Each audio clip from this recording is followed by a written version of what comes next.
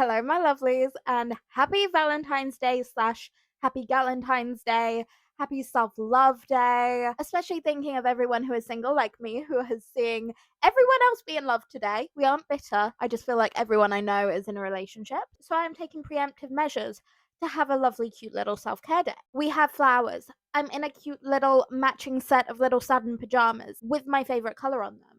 I'm about to pour a little drink. I have a wine glass here and some peach flavored sparkling water because although it is definitely going to get dark whilst I'm filming this, it is currently still light outside and about 3 p.m. So I feel like maybe it's a bad move to pour some bubbly right now. Let me just pour and I'll get back to you. I am here for the girls, I'm here for the gays, I'm here for the days, and we are spending some Valentine's Day time together where we're going to tier rank romance movies. Now, I have used the term romance movie very, very loosely. This just means any movie that has a bit of romance in it that I have watched, slashed enjoyed, slash have nostalgia for. But I've already set out all of our little categories here. So let's jump straight into it, I think, guys. So our ranking system is as follows. The bottom category is toxic, not in a cute way. And this isn't like the cute 90s bad boy, slightly toxic, but like they both turn it around and they're good for each other kind of way. This is, you are incredibly codependent. This is a toxic relationship. You need therapy and to get away from each other. Next up from that, we have the friend zone exists for a reason. I think this is pretty self-explanatory, you know? Some couples that we have in romance movies, they'd be better as friends. And that is enough said. Middle tier. This is like our middle of the range. It's cute, it's good, but like, is it? Is it? You know? Which is, I see what you're trying to do here. I see what you're trying to do. I don't know if you're effectively doing it, but I see what you're trying to do. Next up, women in STEM. Because these are the women who are bringing the chemistry. It's Galentines. We're crediting the women, but this just essentially means that these are the ones with the couple where the chemistry is there. We're loving it. This isn't just good writing. This isn't just well-formed characters, but this is like the actors actually have chemistry with each other. The women are studying chemistry. The women are women in STEM. And now the top ranking is for the girls. And what this one means is like it could objectively be an incredibly terrible movie. But it's a little bit of a guilty pleasure. It's one for the girls. It's one for a Galentine's movie night. It's one that you sit with your girls. Maybe you're singing along if it's got some music. It's a great soundtrack. It's good fun vibes. It's a laugh. That is what this one means. And I'm just realizing I've missed two out of this ranking. I haven't uploaded two photos. Let me rectify that and then we will get back to you. First up, we have Red, White, and Royal Blue. I read this book first, book by Casey McQuiston, and then I watched the film. And I know some people had issues with it. Some people still want perfect book to movie adaptations, but that's not how a book to movie adaptation works. I personally really love this movie. It is definitely one of the pieces of queer media I've hyperfixated on. I really enjoy the queer rep within it. I enjoy the bi rep specifically. We have Henry, Prince Henry of England. Over yourself, your majesty. It's your royal highness. Or Nicholas Galantine. I love the man. I genuinely love the man. Then we have the bi icon, that is Alexander Claremont Diaz, Alex, who is played by Taylor Zakar Perez. I will be honest, I was one of the people that was dubious about the chemistry between these two when we first saw some of the promo material, but they nail it for me. I actually really love them together. I love the relationship. I think it's actually a really interesting portrayal of masculinity and a male queer relationship. And then we have the little international relations scandal of it all that is Henry is the Prince of England and Alex is the son of the president. My life is the crown and yours is politics, and I will not trade one prison for another. I have such a soft spot for Henry and Alex. I'm going to say that Red, White, and Royal Blue is one for the girls. The girls, gays, and theys, if you will, but one for the girls nonetheless. So, Red, White, and Royal Blue goes up to for the girls. There we go.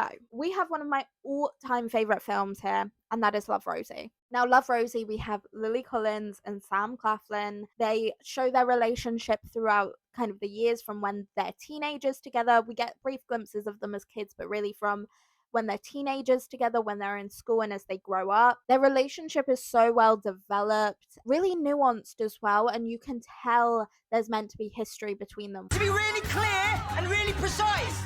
The condom came off inside my vagina and at present I'm unable to locate it. Which is acted really well between the two actors. I love these two actors. I have such a soft spot for movies that embody what I call British nostalgia, but the British vibes within this movie just feel very grounded and nostalgic and very like home to me. I don't know how else to describe it. I just think it shows how much a strong foundation is really necessary for a good relationship. And you're rooting for them the whole way through. And for that reason, I'm going to say that Love Rosie is also for the girls. Doing that one-handed, I really like that was not done very smoothly, but Love Rosie is up there for the girls. Our next film appeals to a very different part of me that is just as nostalgic and sentimental as the British nostalgia in me, but it's very different vibes. So this is Letters to Juliet. This has Amanda Seyfried in it. I never know if I say her last name right. It's about actually this couple. You have a chef and she's a writer, I believe. Maybe she's a journalist. Don't hold me to that. But they go to Verona, Italy, which Italy is one of my favorite places on this earth. I love the vibes of this one. It's about women leaving these letters to Juliet asking for romantic advice, and there are this group of women who act as Juliet and go around and collect these letters and write responses. They give advice and they share, and one of these letters is from years ago that this girl finds. This Amanda Seyfried's character writes back all these years later, and they end up going on this mission to find this older woman's lost love, Lorenzo Bartolini. Lorenzo Bartolini. I am Lorenzo Bartolini. Sono io Lorenzo. I am Lorenzo. Sono io Lorenzo. I am Lorenzo Bartolini. Take him! I believe his name is, which is just an amazing name. Her grandson tags along, and as you can imagine, there's a whole romance plotline there, and it's so heartfelt. I think that's really the term that describes it. It is incredibly heartfelt, but there we go. Letters to Juliet is in for the girls. Next up, I believe this movie is actually a remake, although I never saw the original because this one came out much more kind of in my time, if you will. This is Endless Love, and this is Alex Pettyfer and Gabriella Wilde. She is absolutely gorgeous, and this is during the time frame that Alex Pettyfer had a chokehold on the film industry, I swear, especially kind of teen-focused films. I'm not sure I loved their chemistry, and I'm not sure it was the strongest chemistry. But this story is so compelling, and there's a montage of them together in it to Pumping Blood. This is your heart, it's alive, it's pumping. Obsessed. She's the privileged girl with a dad who doesn't approve. You know, we fall into some stereotypes there, but like I say, I'm not entirely convinced of the chemistry between these two actors. So I am going to put it in I see what you're trying to do, which pains me because when I saw this film, because I did see this in the cinema, I adored it. Next, we have Stuck in Love. The dad, still kind of obsessed with his ex-wife. Watching my ex-wife's new life is like turning on a familiar sitcom and realizing they had replaced one of the lead actors with a younger, dumber model. And he's kind of having this affair, I think, with someone who I think is their neighbor. Daughter, who is the eldest child, she is kind of a cynic. She doesn't really believe in true love. And then she meets this guy, played by Logan Lerman. We kind of see this softer side of her behind this harder exterior, this hard shell. You were cynical about love. You make me feel less cynical. And then we come to the son, who is the youngest child, and he's still in high school. He seems a little bit lost, you know, smoking weed, high school things, you know? He ends up falling for this girl in one of his classes, but she has her own issues, including substance use issues, and that kind of heartbreaking first love. The chemistry in all of the relationships is strong in this one. I think I'm going to put it in Women in STEM because the chemistry is chemistry. Next, we're actually going to jump down the line of films I have set up, but we're going to take a little detour now into a franchise, which is the Cinderella Story franchise. I'm going to say something controversial now. This one is my favorite. I know we have Hilary Duff and Chad Michael Murray, which that is an iconic setup, but I just don't love it. So those of you who don't know, the Cinderella Story franchise is essentially a set of movies, which I've lost count of how many there are. We only have the first 3 on here, which is A Cinderella Story, Another Cinderella Story, and then A Cinderella Story Once Upon a Song, I think. Those are the 3 I grew up watching. those are the ones that are going to be talked about here because I can't definitively say if I've seen any more than that. The first one, if I'm right, Jennifer Coolidge is also in it. You're not very pretty, and you're not very bright. I'm so glad we had that talk. Like I say, the first one is my favorite. I think it lacked chemistry. I think it was very stereotypically a high school movie. I'm actually going to be really cruel and put this in the friend zone exists for a reason.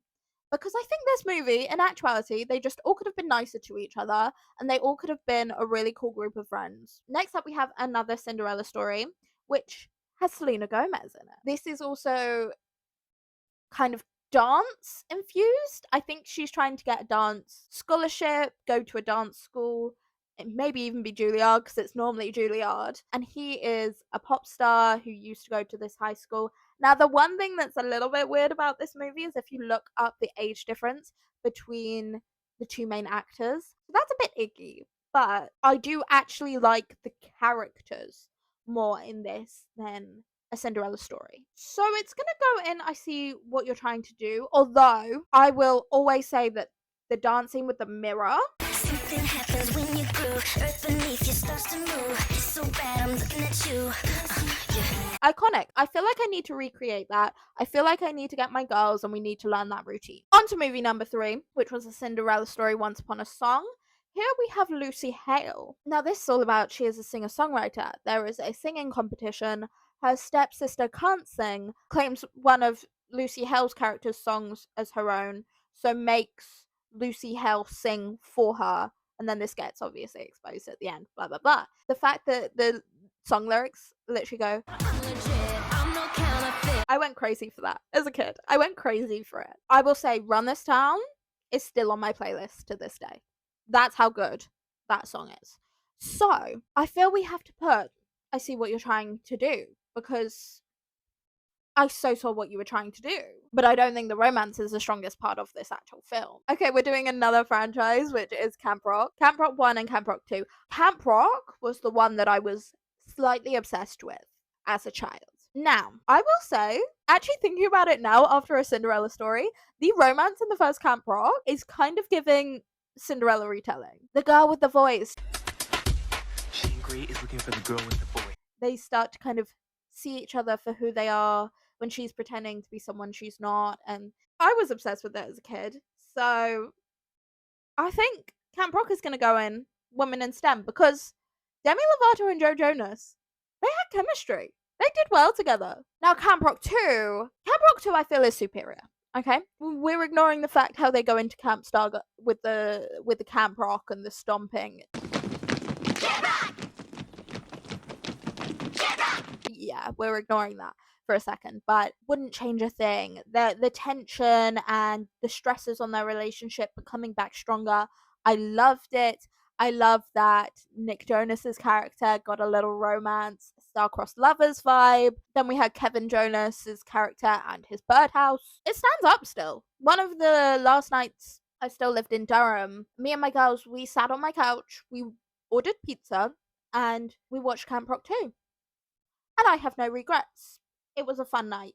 It is, some may say, for the girls. And thus, that is the tier she enters. Now we're getting into my musical era. I'm actually going to talk about Grease and Dirty Dancing together, which seems rogue, but I feel like they kind of exist very similarly to me. In terms of the romance in them, I'm a Grease over a Dirty Dancing girly. Dirty Dancing is a really good film because that iconic lift, just the dancing in general. I'm a dancer at heart. I love a bit of dancing. I love a dance movie. But if I was going to watch for the romance, I would watch Grease over Dirty Dancing any day. There's something really nostalgic for me with Grease. I remember watching the DVD as a kid with my sister, who specifically told me don't watch Grease 2 because it will ruin Grease for you. So I've never watched Grease 2. No, I'm not going to put it in Women in STEM. I'm going to put it for the girls because it is one that I intend to show my kids someday. And it's a fun one. If me and my girls watched it, we would know all the songs, we would sing along. Don't hate me, but Dirty Dancing is going in. I think Dirty Dancing goes, the friend zone exists for a reason. Because I don't know, something about the relationship in that film just feels a bit weird to me. a little bit icky, you know? Nicholas Galentine is making a comeback in this video, and that is in The Idea of You. Some of the dialogue in this film, that's all I'm gonna say. Divorcee meets 24-year-old band member at Coachella. I'm too old for you. Nicholas Galentine and Anne Hathaway. I'm not quite sure I would say the chemistry is on fire.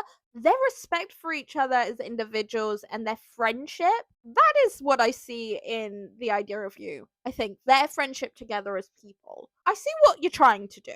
I'm not sure if they should have, but I saw what they were trying to do. Okay, if you want to cry, we live in time. The writing, the pacing, everything about this film is gorgeous. Florence Pugh and Andrew Garfield together. Do we know each other? Yeah, no. I ran you over. It's the first film I saw this year, and quite frankly, it's going to be a tough one to beat. For quite a heavy movie, there are such moments of levity within it. You know this movie is going to have a tragic ending. It doesn't feel like seeing them in the past is tinged by the future they don't know about yet. And that is magnificently done. For now, it will go in for the girls, although it's probably in a category above that. Now, speaking of movies that will make you cry, Titanic. I mean, there's so many iconic things from Titanic. If you haven't watched it, have you been living under a rock? It's Leo and Kate Winslet. Draw me like one of your French girls. Jack, I want you to draw me like one of your French girls. They both could have goddamn fit on that door. The Jack and Rose relationship is just, it's iconic. She's gonna go in Women in STEM. I didn't even plan this, but we're continuing on the crying theme, which is Me Before You. Sam Claflin is back, and we have Emilia Clarke. It's based on a book by Jojo Moyes. I have the book. I've never actually read the book. There's some iconic moments in this, like Bumblebee tights. But where did you get that? A woman who she gets let go from her job in the village where she lives, which was at this like a cafe, and she ends up going for this job as a carer. This is to quite a young man he's a quadriplegic, I believe. He got injured in a motorcycle accident. He lived a very active lifestyle and is quite bitter about it. And she is trying to give him hope again. It's kind of a tragic kind of love, but it's a beautiful love, and it doesn't feel rushed, which is sometimes my critique of romance films. I'm putting it in Women instead. Now we're going for a very different tone.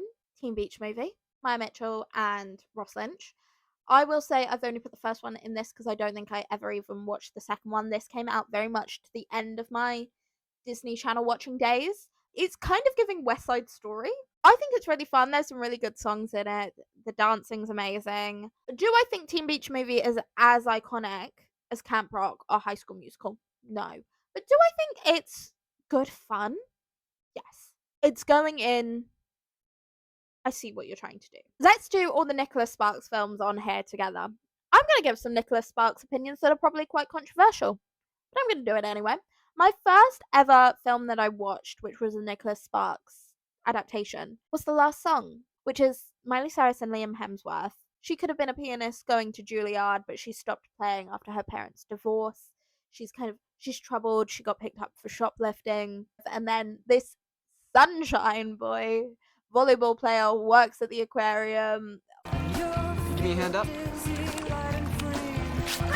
Obviously, Miley Cyrus and Liam Hemsworth had chemistry. We know this, of course, but the lore since has been intense. Goes in for the girls for me. Now I'm going to be controversial. The Notebook, I didn't like. I know people cry at The Notebook. People think The Notebook is the greatest love. I don't love The Notebook. Kind of forced. It feels like it's trying to be the ultimate love, and it's falling short for me. This is going in the friend zone, exists for a reason. Anyway, the last Nicholas Sparks film on here is The Longest Ride. Britt Robertson. This is dual timeline. You have an older couple and they're reading these letters that were their love story. Meanwhile, this younger couple are just starting their love story. I wish I could tell you it'll all be happily ever after. Not everybody gets that. You did. I'm guessing if you are an Elsie Silver fan, you will like The Longest Ride. I really love The Longest Ride. I think the chemistry in it is great. The willingness to sacrifice, but the drive for success. I have such a soft spot for The Longest Ride, we're going to put her in Women in STEM because the last song is my all-time favorite movie based on a Nicholas Sparks book. This really is all over the place. I should have planned this better. It's that time where we get into High School Musical. Now, if we were going by my just general preference, the first High School Musical is my least favorite, the second is in the middle, and the third is my absolute favorite. So I do love High School Musical 3. The relationships within it are the most mature in High School Musical 3 because we have Troy and Gabriella who have been together a little while now and trying to navigate relationships whilst moving away for university, for college. Most of all, I choose the person who inspires my heart. Which is why I picked a school that's exactly 32.7 miles from you. Can I have this dance and the Dancing in the Rain? So romantic, so gorgeous. So High School Musical 3 is going in for the girls. High School Musical 2.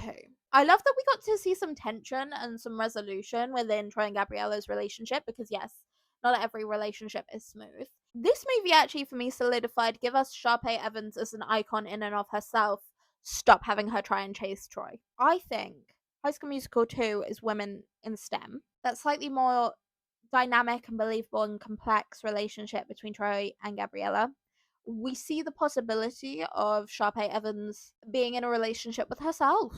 High School Musical, it is nostalgic, it is lovely, it is an iconic film from my childhood.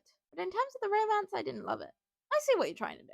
Oh, now we've got to Call Me By Your Name. I know why people call it a romance. This is infatuation at best. It's looking to be able to love and accept yourself by looking to another person for that. Timothée Chalamet performed the hell out of this role, but toting this as a romance film, it has never sat right with me. So Call Me By Your Name is toxic and it's not in a cute way. Now we're going to an iconic film from the 90s with Mr. Heath Ledger, and that is 10 Things I Hate About You. Taming of the Shrew retelling, which, yes, I did actually use this in a Shakespeare essay once. Do I think any of Bianca's potential love interests had good chemistry with her? No. Kat is an iconic character. The humor is great. The pacing is amazing. I also think how the characters interact is actually believably high school for me.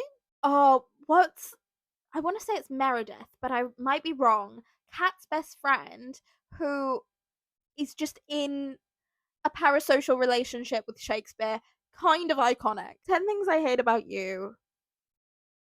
She's for the girlies. Speaking of Shakespeare, let's talk Romeo and Juliet. But this film I put in is specifically the Leo version because I think it's the best. You have the gang vibe to it. You have the gun holsters and this almost Western vibe. I just think it's a really fun way of doing Romeo and Juliet. Romeo and Juliet would be Women in STEM. Leo, Romeo and Juliet, that is for the girls. We have The Princess Diaries 2. Specifically The Princess Diaries 2 because A, this is my favourite The Princess Diaries film. But also too, this is the one with the most romance, and the chemistry that builds in this one is really fun to watch. I loathe you. I loathe you. I loathe you first. I just think it's a good, feel-good film with good chemistry. If we'd done this a week ago, Beastly would be scoring so high. I rewatched it. Oh, why did I love this film so much? Their chemistry is so stunted within this film. I thought it was so good. Vanessa Hudgens and Alex Pettyfer. I think just because I thought they were both kind of iconic. Obviously, it's Beastly, it's Beauty and the Beast retelling. It's meant to have some kind of commentary on vanity, but I think perhaps the time period in which it was made was not the best time in teen media and teen culture to try and make this argument. So Beastly actually is going toxic, not in the cute way. Next up is one that I can already tell you is for the girls, and that is Pitch Perfect. I mean, this is purely because also if you're looking for a Galentines film, not necessarily for the romance, but because female friendships, empowerment, great songs, this is amazing. But also, they're messing around at the radio station together, building rapport with each other. Told you. Endings are the best part. You're such a weirdo. The romance is not the main point, I know that, but it's just so fun, and it's for the girls. It's for the girlies. Nicholas Galentine is back, and we are in Purple Hearts. This is a film I never thought I would watch, and then I watched it, and I don't get why people hate it so much. It's a little surface level, right? They get married because she needs health insurance, and he's in the military, and then he gets injured, and they kind of have to fake this relationship more than they thought they would need to. And along the way, they get to know each other more, and they fall in love. And I do think there's some really good chemistry in this film. Yes, it's a little predictable. Do we really need originality in romance films? I think it's heartfelt. I really enjoyed it. I see what you're trying to do. I don't even love Love, Simon for the actual romance, but the story of identity and coming out is really intriguing to me. This movie I went to see with my mother. It made her cry. And she claims it's a sad film. It's not. Just the 5 minutes of when he comes out to his family, the mother is like, You get to exhale now, Simon. You get to be more you than you have been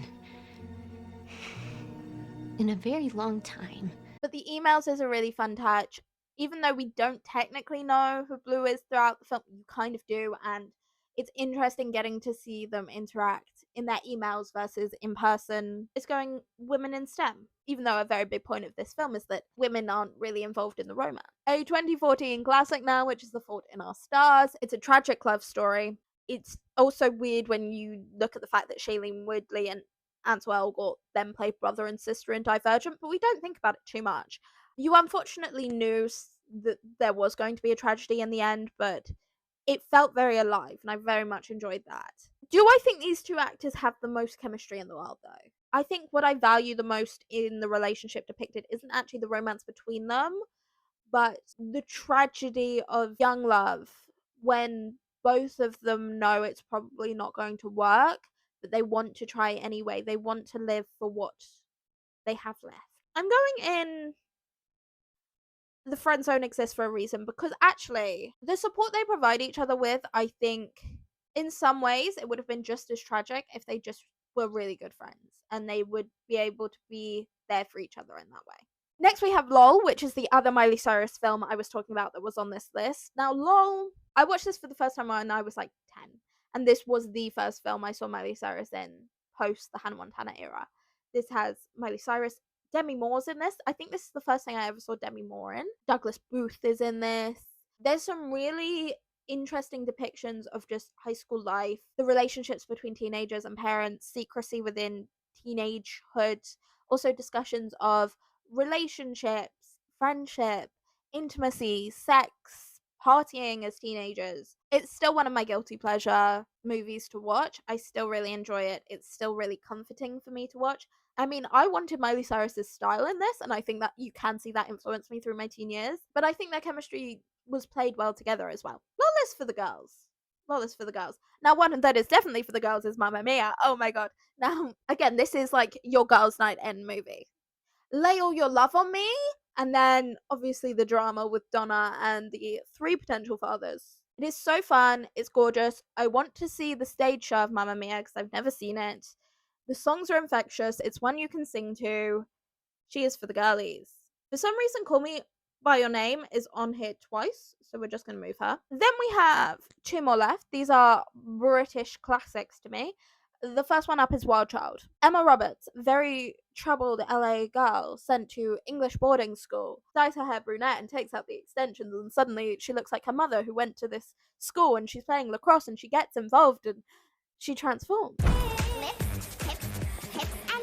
But Alex Presper is in this one as well, and he is the love interest, and it's kind of a forbidden love, and that's why she first gets into it, but they build a really strong and true connection. It's not the main focus of the film, but this is such a fun movie, especially if you're doing a Galentine's night. Wild Child is for the girlies. And then this one is one that a lot of people would say is for the girlies. It's Angus Thongs and Perfect Snogging. It is iconic. We got the truly amazing song Ultraviolet,